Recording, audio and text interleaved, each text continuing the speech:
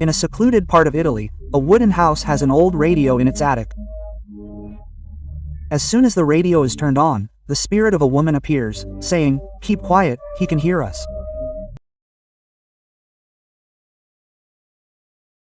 This story is set in Italy, where the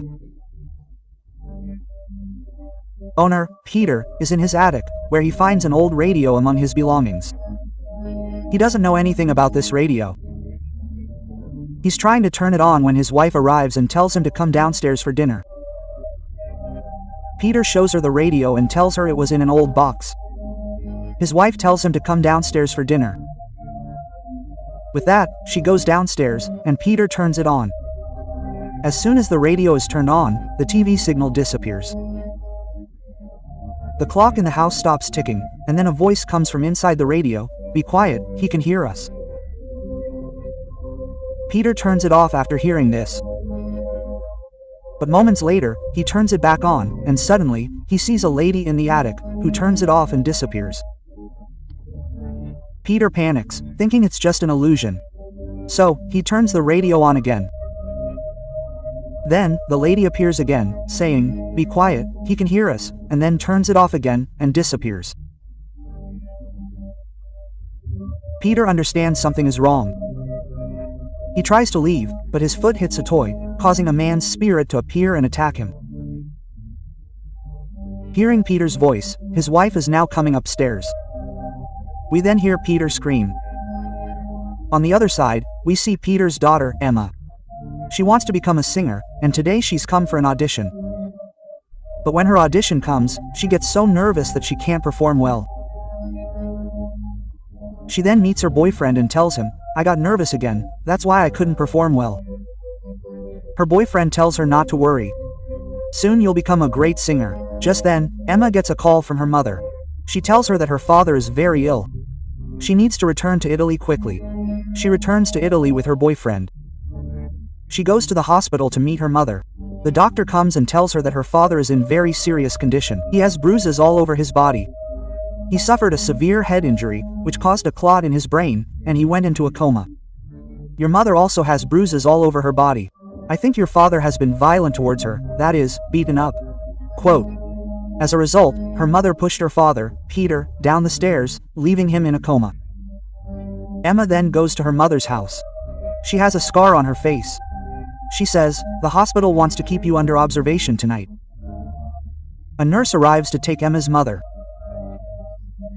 Emma tells her, "Your father was violent with me last night, but he wasn't your father. Here are my car keys. But don't go home, you won't be safe there." Quote. The nurse then takes Emma's mother with her.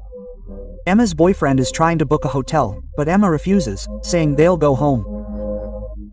They then return to their home, where Emma shows her boyfriend her house. She also has a soundproof studio. She tells him, "I've practiced here for hours. I recorded my first song here with my dad." She then takes her boyfriend to the attic and tells him it's her dad's favorite place. He repairs small things there. The radio, the one that triggered the events, is also there. Emma is deeply saddened. She tells her boyfriend, "I can't believe dad raised his hand on mom." Her boyfriend says, "Don't worry. Everything will be fine. I'm going downstairs to cook." Quote. Her boyfriend leaves. Emma finds the same old radio in front of her, which she turns on. But nothing happens. She then returns. Just then, she hears the sound of a typewriter, and when she goes to the typewriter, she finds someone typing help. Emma thinks it's already typed. Then, her boyfriend tells her that all the vegetables in the fridge have gone bad. They live in a very isolated place. That's why there's no online service here. Her boyfriend says, "I saw a food van on my way here. I'll get food from there." Quote. Emma tells her to take the car and leave. But he says, "The hospital could call at any time. So, leave the car here. I saw an old bicycle outside. I'll use that to get the food." Quote. He quickly cycles to the van where a man is already sitting. When he orders food, the man steals his bicycle and leaves. He also forgot his wallet at home. That's why he can't buy food, and now he has to walk back to Emma's house. Emma is completely alone at home. She goes to her recording room, where she has an old recorded cassette, which contains her and her dad's voice. Emma wants to recall memories from her past. So she plays the cassette, and then the same lady's voice comes from inside the cassette. "Shut up. Someone might hear us," quote. Amo is frightened by this sound, and just then, the radio in the attic turns on automatically, playing an old classical song. She goes upstairs, but before she can turn it off, a woman's spirit appears, turns it off, and then disappears. This is the same woman whose voice repeatedly says, "Be quiet. Someone might hear us," quote. Hema is completely confused. She can't understand what's going on. So, she turns the radio on again. She sees the same woman's spirit in the corner of the attic. She quickly turns it off. But when she turns it on again, the spirit moves rapidly towards her. Terrified, she turns it off, and just then, her phone rings downstairs. She quickly goes downstairs. It's actually her boyfriend calling, but before she can answer the call, Hema's voice is gone. Her phone goes off due to low battery, and now her landline phone rings. She quickly goes to it, picks up the receiver, and puts it down, knowing that the spirits in the house don't want any noise and wants to leave. But before she can leave, a man's spirit appears before her. It's the same spirit that attacked Emma's father and now attacks Emma too. But the next moment, he disappears. After that, all the doors and windows in the house automatically close. Emma tries to open the door, but she can't. Just then, she hears the sound of a typewriter. Emma goes to the typewriter, and once again, someone has typed, "Help," on it. She understands that there's someone here who wants to talk to her. And now, Emma types, "Who are you?" on the typewriter, but before she can get a response, she's met the sound of a typewriter. The same man's spirit once again picks up the typewriter and throws it down. Emma goes into the attic and tries to open the window. There's also the toy her father stepped on. Emma steps on it, and the radio turns on automatically. The girl's spirit comes there, turns it off, and then leaves. Emma herself comes to the radio. She turns it on, and the spirits of the girl and the woman appear before her. The woman runs toward her screaming, only to disappear the next moment. Emma tries to open the window, but the man's spirit appears and picks her up and throws her down, causing her to faint. Then, the same woman's spirit turns off the radio again. Emma regains consciousness after a while, terrified. She goes downstairs to her sound studio, which is completely soundproof. Upon arriving, she first plugs her phone in and listens to the same cassette where she heard the lady's voice. The same voice still echoes from the screen. "Shut up, he can hear us." Emma asks, "Who can hear us?" The man's spirit replies, "I am." Emma asks, "What do you want?" The man's spirit says, "To end your life." Hearing this, Emma becomes extremely frightened. We then see Emma's boyfriend, who has now returned, outside the house. As he rings the doorbell, we see the man's spirit become visible inside, as sound makes it visible. Emma cannot hear the doorbell because she is inside the soundproof studio. The man's spirit opens the basement door behind the house. Thinking he is in the basement, Emma goes down that path, where the man's spirit attacks him. Inside the studio, Emma, whose phone is now charged, calls her boyfriend. But there's no signal inside. She slowly comes out, and when she calls, she hears his phone ringing from the basement. She realizes her boyfriend is probably downstairs, and when she goes down, she sees him sitting there, holding his head. She somehow brings him upstairs and writes on a piece of paper, "We can't speak, someone is here." She asks, "Did you see anyone?" Her boyfriend says no, and Hema turns on the TV so she can see the spirits. But even with the TV on, no spirit appears. She then takes her boyfriend to her sound studio and tries to play the same lady's voice through headphones, but he can't hear anything. When Emma puts on the headphones, the lady's spirit says, "She's behind you." As soon as Emma looks back, her boyfriend is gone, which frightens her. She slowly, fearfully, walks out of the studio. Her boyfriend is sitting on the sofa opposite.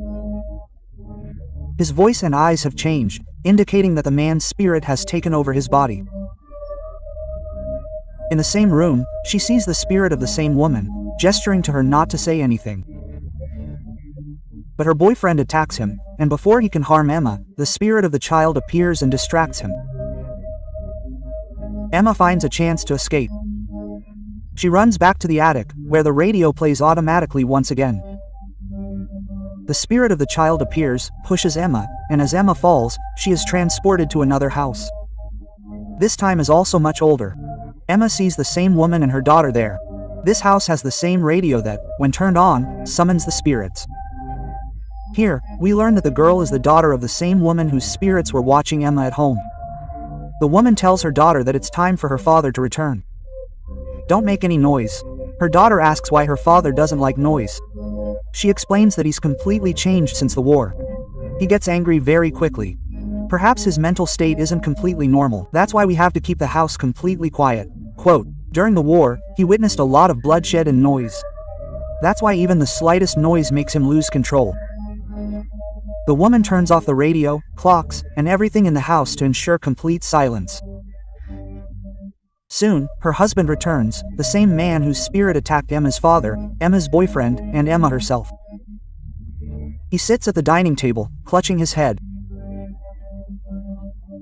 When his wife serves him food, he accidentally drops his plate, causing him to lose control and slap her. His daughter watches, horrified. A while later, when his daughter goes to pick up her toy, which was near the radio, he accidentally drops it and turns it on. The man loses his composure. He wants to teach his daughter a lesson. He wants to beat her. As he approaches, his wife tries to stop him. In a fit of rage, he kills his wife. His daughter is terrified. She has seizures. She picks them up and attacks her father. But before she dies, her father kills her too. And thus, the entire family is destroyed. Seeing all this, Hema breaks down in tears. She feels terrible for the woman and her daughter. But she knows this isn't a momentary event. She can't help them. Whatever the girl's spirit has shown her is just a reflection of the past. And now, her boyfriend comes into the attic and attacks her. But before he can kill Emma, Emma grabs a toy, hits him on the head, and lands inside the sound studio. Soon, her boyfriend, who can see her through the glass in front of her, also goes inside. Emma quickly comes out and locks it from the outside. In reality, what her boyfriend saw on the glass was only Emma's reflection, while she was hidden behind it, locking him inside. Once outside, she plays loud music inside to drive the man's spirit out of her boyfriend. The sound is causing the man's spirit great distress, causing him to vandalize everything inside the studio. Emma turns on all the devices in the house and hides in the attic. Her boyfriend, possessed by the spirit of the man who possessed her body, breaks the glass of the studio and climbs up into the attic. Emo is right in front of her, and she's not afraid of him. She says, "Go to hell." And then she turns on the house's security alarm. It's very loud, which causes Emma's boyfriend great distress. But the next moment, the electricity in the house automatically shuts off, turning off all the appliances and lights. The alarm system is also off. Emma is in front of her boyfriend, completely possessed. Emma has no way to escape. But then the radio turns on again.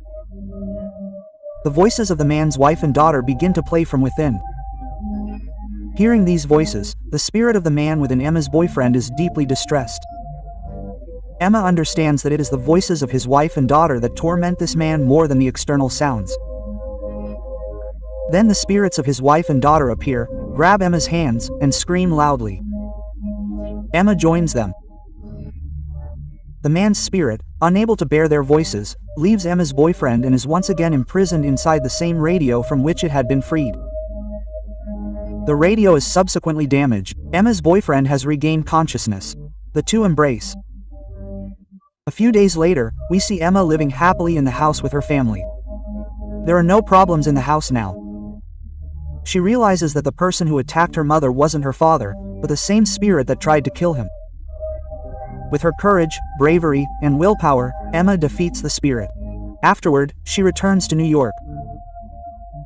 She auditions again, this time with great confidence, passing by. She will now record her first album. We are shown the radio lying in the trash. Just then, the same man who stole Emma's boyfriend's bicycle passes by. He picks up the radio and takes it to an antique shop where he sells it. After a while, the woman tries to turn it on, but it won't turn on. She looks at a painting nearby. She takes a few pictures of it and wraps it in a cloth. She notices some movement inside the cloth. She opens the painting again, but sees nothing. But the next moment, two hands emerge from within the painting and pull her inside. Just as that radio was cursed, and we're not told how it became cursed, perhaps this painting is also cursed, and another story could be based on it. How did you like this story? Please write in the comments. We hope you enjoyed it.